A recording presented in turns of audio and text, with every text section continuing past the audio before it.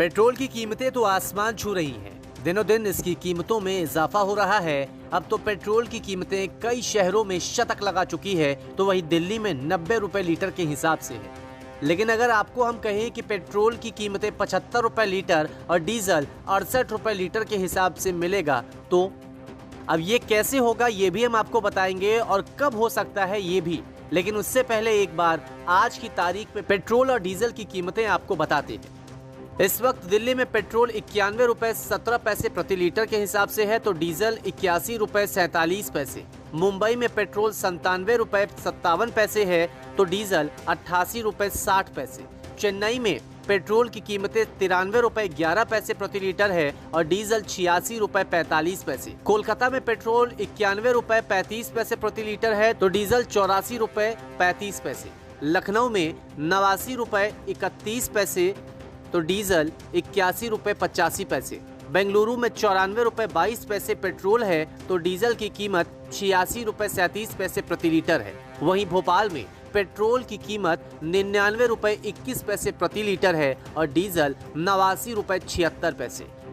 अब सवाल ये है कि तो पेट्रोल की कीमतें 75 रुपए और डीजल 68 रुपए लीटर के हिसाब से कैसे मिलेगा? ऐसा तब संभव है जब पेट्रोल और डीजल जीएसटी के दायरे में आए। दरअसल एसबीआई के इकोनॉमिक रिसर्च डिपार्टमेंट ने एक रिपोर्ट पेश की है जिसमें पेट्रोलियम प्रोडक्ट्स को जीएसटी के दायरे में लाने पर फायदे बताए गए हैं। हालांकि इससे केंद्र और राज्य को राजस्व में करीब 1 लाख करोड़ की कमी भी आएगी।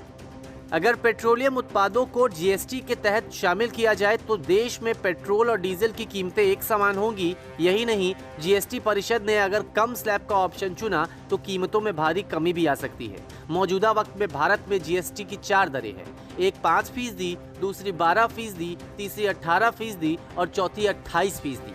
रिसर्च टीम ने पेट्रोल और डीजल के भाव को कम करने के लिए आकलन पेश किया है और सरकार को इसे रेकमेंड किया है और कहा है कि पेट्रोल के भाव इससे 75 रुपए प्रति लीटर और डीजल 68 रुपए प्रति लीटर के हिसाब से हो सकते हैं। इस समय कई राज्यों में तेल की कीमतें 100 रुपए को पार भी कर चुकी हैं। वहीं केंद्र और राज्य कच्चे तेल उत्पादों को जीएसटी के तहत लाने के लिए तैयार इसलिए नहीं होती है क्योंकि पेट्रोलियम उत्पादों पर वैट उनके लिए कर राजस्व का एक प्रमुख स्रोत है। वर्तमान में राज्य अपनी जरूरत के आधार पर वैट और अन्य टैक्स लगाते हैं, लेकिन अगर ईंधन की कीमतों को जीएसटी के दायरे में शामिल किया गया तो राज्य को काफी नुकसान हो सकता है। हालांकि जनता